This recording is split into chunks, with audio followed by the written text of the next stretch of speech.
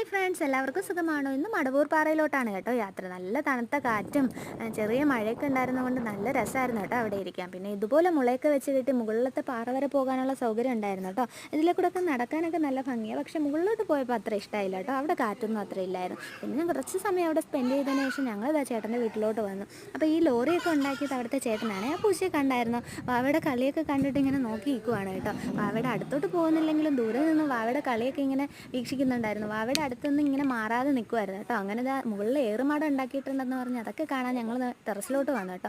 അപ്പോഴത്തേക്കും പൂച്ചത പുല്ല് എല്ലാം എടുത്ത് വെച്ചിട്ട് ശിവക്കുട്ട പുല്ല് തിന്നാൻ വേണ്ടിയിട്ട് വിളിക്കുകയാണ്. പിന്നെ ഞങ്ങൾ ചേട്ടൻ്റെ വീട്ടിലോട്ട് പോയി കേട്ടോ.